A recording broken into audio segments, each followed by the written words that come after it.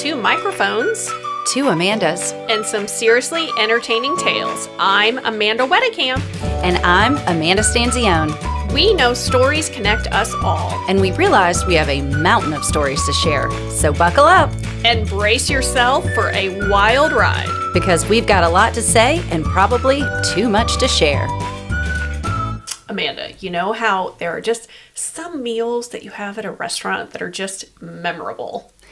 Yes, being someone who loves to eat all of the time, I very much relate to that. I love it. So when Jim and I were first married, of course, we're 22 years old. We have very little money, and eating out was a big expense for us and a big special thing.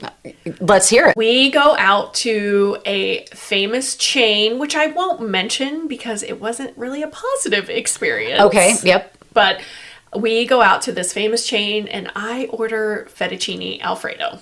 That sounds yummy. I'm super excited to get it. And the meal comes out and I start, eating through it and I realize, well, there's something in my meal. Like, what is this? And I dig in and I start to pull it out and there is a giant plastic bag in my meal. Like bigger, like a plastic bag, like something you get from a grocery store? Like a smaller than that, but bigger than a quart Ziploc bag. Wow. Yeah, huge plastic bag. We find out this is how they cook their pasta. They cook it bags. in a plastic bag. And as it was getting plated, it never quite got removed from my plate. Oh my goodness. Yes. And this is disgusting. Oh, it was, obviously I didn't finish the meal. Of course not. We were given free dessert.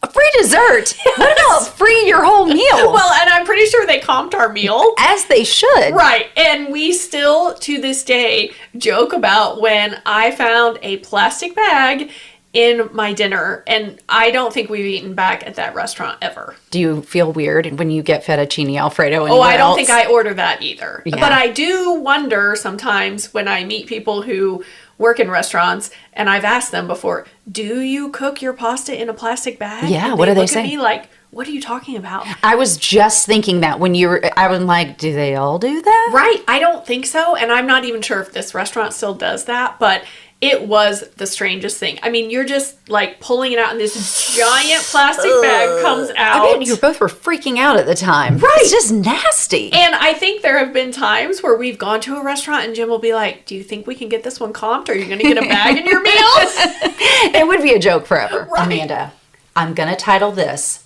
Where Were You During Snowmageddon? Oh, I cannot wait. Where were you, Amanda, during Snowmageddon? Did you live in Atlanta? What year did that take place? Well, I can tell you very specifically because it was a traumatic experience. Oh, no. That it happened on January 28th, 2014. Okay, we lived in Chicago at the time. Okay. So I'm sure we heard about it, but also thought, hi, we get snow all the time. What's wrong with you all? Right. And so let me just clear this up.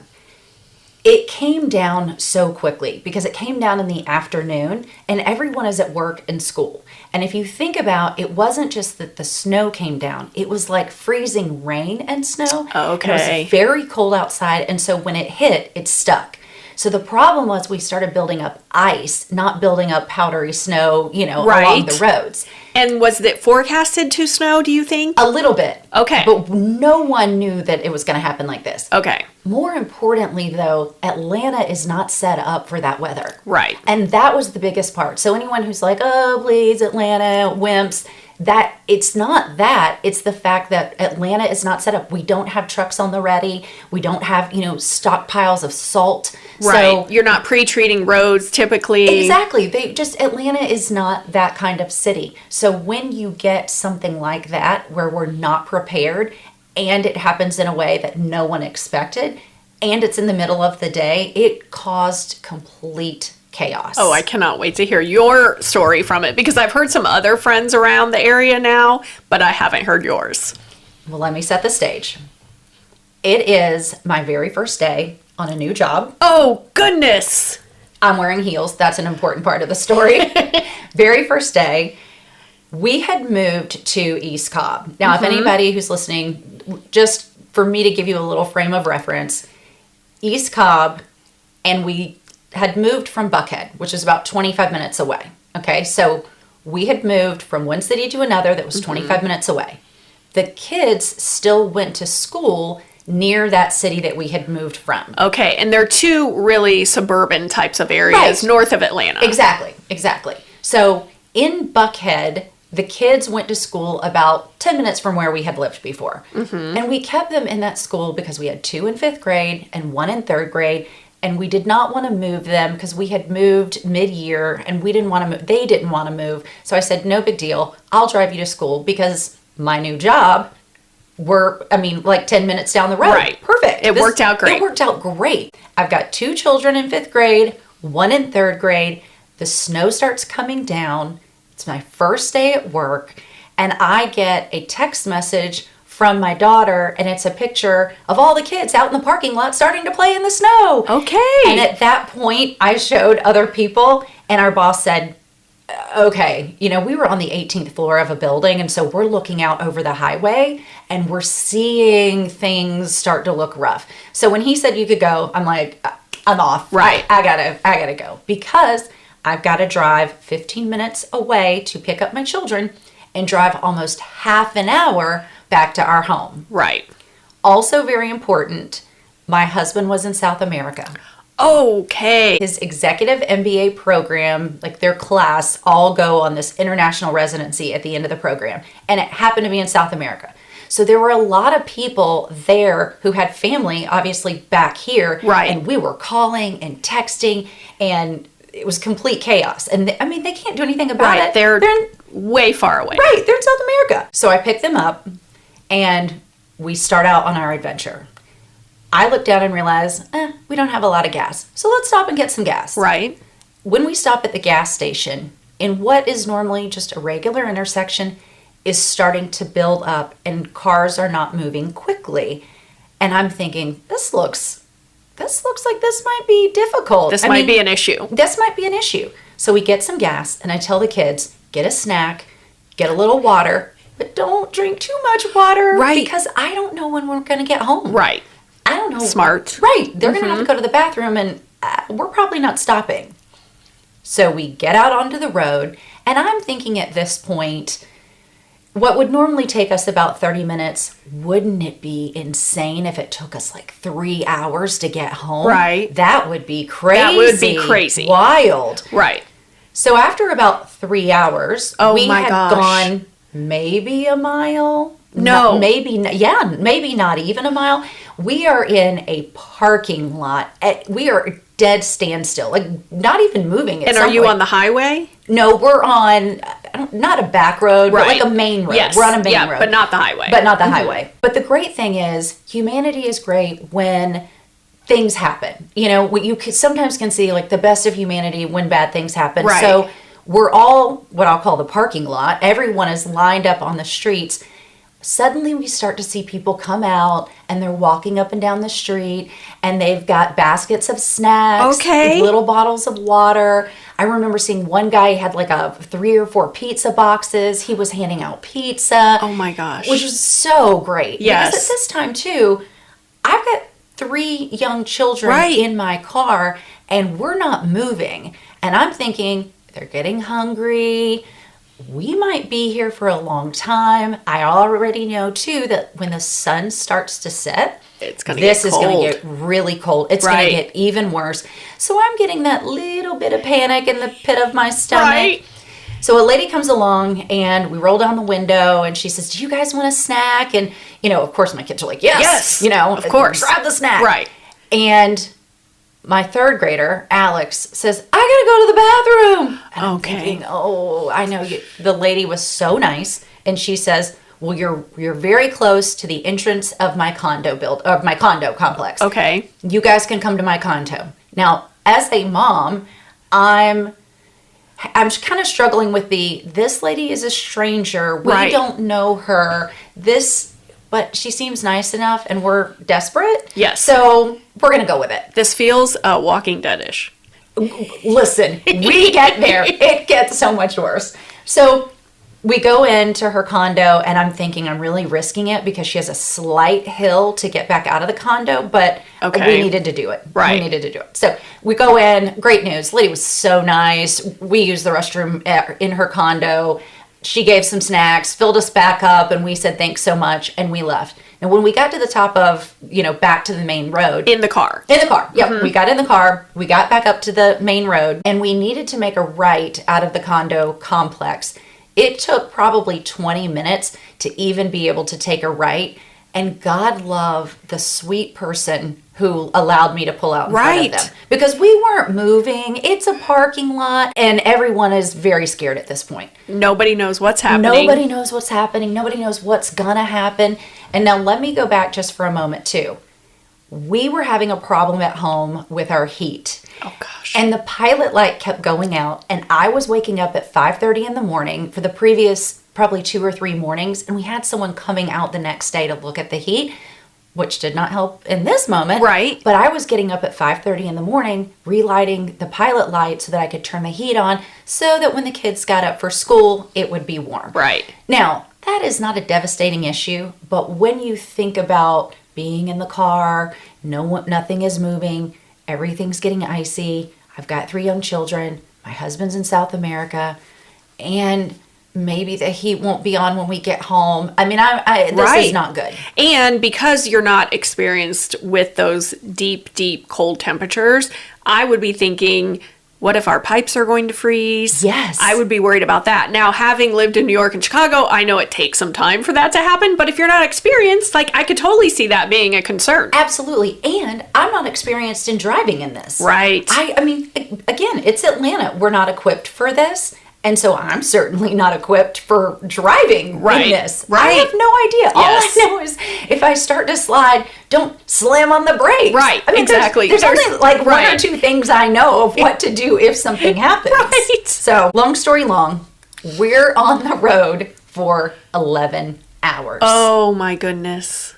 And you had enough gas that whole time? Yes, because I had pulled over to get gas before we got. So after I picked up the kids. Okay. Because we were really only 30 minutes from their school. It just took 11 hours to get home. Did you keep turning the car off and on, or did you leave it on the whole time? We left it on the whole time. It's like all reason goes out the window when something like that happens, because my kids weren't going to freeze if I turned off the car for 20 minutes. Right, but you also have no idea if it's going to be 3 hours, 11 hours, 3 days. Exactly. And I don't know. I kept the car on, kept the heat going, but here's where it gets a little...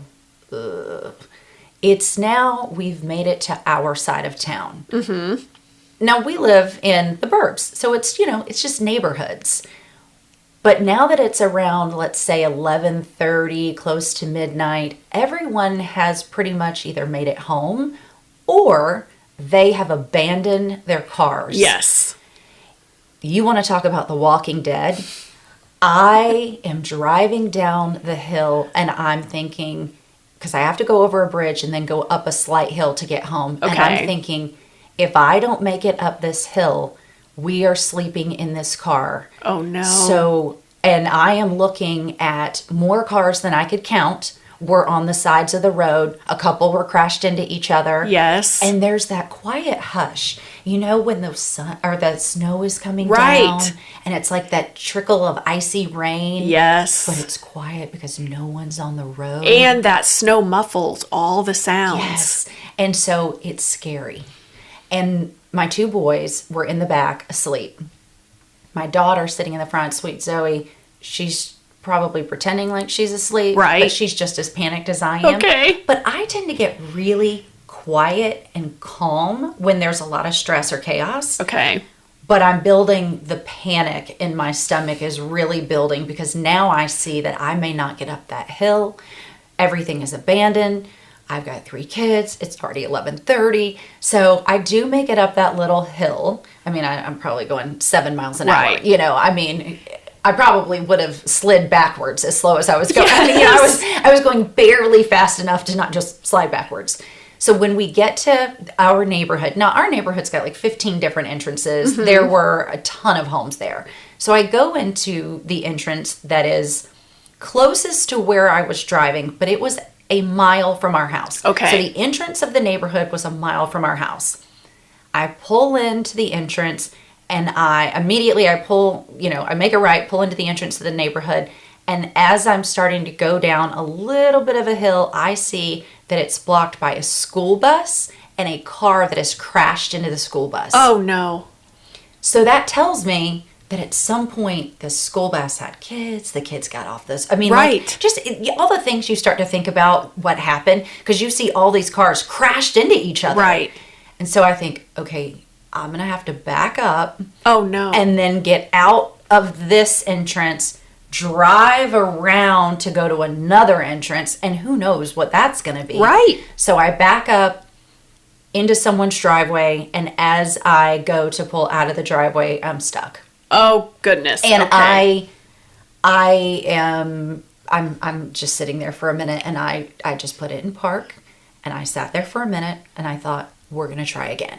Okay. So then I try again, still stuck. We were literally going nowhere. Right. It was not. Tires are spinning. Tires are spinning. It doesn't matter. Whether I was an experienced driver in ice or not, it didn't matter. We were stuck. So I sit there and I'm thinking. At this point, it was like 1:15 in the morning. Right. Like it is. And you're in someone's driveway stuck. I'm in someone's driveway stuck. Oh no. We are a mile from home. It looks like The Walking Dead. I've got 3 kids in elementary school. My husband's in South America. My heat may not be on at home. Right. And I'm in heels. Yes. I'm in heels. I forgot. I mean, let's not forget that point. Right. I'm in heels. So as I'm sitting there, sweet little Zoe, I said nothing. And she just looks over at me and she says, "We can do it, Mom." Okay. And I'm like, oh my gosh. You go, girl. Right. I'm like, yes. Okay. So, I suck it up and I'm like, "Amanda, you better get it together, girl." Right. Get it together. These kids need you. Yes. Pull it together. Right. And I'm thinking, our son has baseball stuff in the back of the car. Maybe he has cleats. Okay. Wouldn't that be great? Yeah. His feet are bigger than mine. I can take my heels off and just wear his cleats back. Of course, there's no cleats in his baseball bag. I mean, there would always be cleats in his baseball bag, but not this time. Not when you need them. No, of course not. So I wake up the boys in the back and I said, "All right, kids, here's the deal. We're a mile from home, but we are going to have to walk."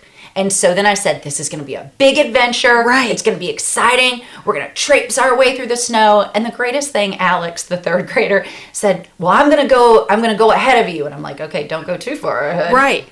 But he said, "I'm going to go ahead just to make sure everything's okay." Okay. I'm like, "You got it." Pave the way, buddy. Exactly. That's exactly. I think I probably said pave the way. I'm like, "You do it."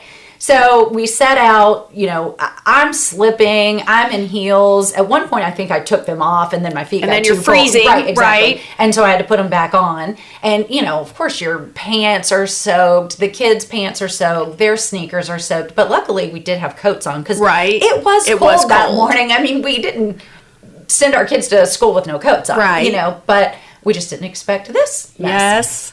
So we finally, we make it home. I mean, it feels like we were out like on a 40-mile trek. I mean, it was pretty traumatic. We had been in the car for 11 hours. Oh my gosh. And we are walking a mile home at 1:30 in the morning. It looks like The Walking Dead. I mean, had zombies come out from behind the trees, it would not have been a shock. You wouldn't have been surprised. I would not have been surprised. And I still am like thinking heels. I would have had blisters. Oh, yes. And it was freezing.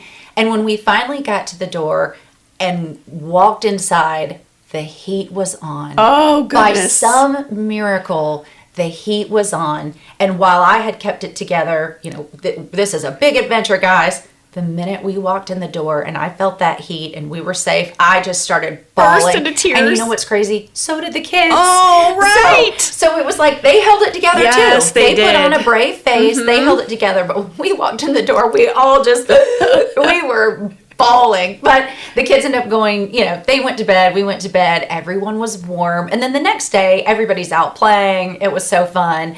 Except for Zoe, unfortunately, we have a creek near the house, and she and Christopher were riding on these little saucers down the hill, and she fell right into the creek. Yeah, her saucer, she couldn't stop her saucer, so it just went right into the creek. And so she cracked her glasses. We had to get her out. We had to get her out of the creek, bring her back up, put her in front of the fireplace. But she was fine. She was a good sport. It all worked out, and it took 2 days for me to be able to get my car unstuck. Oh no! Did you leave a note on it or anything? Oh yeah, I did. Okay. I did.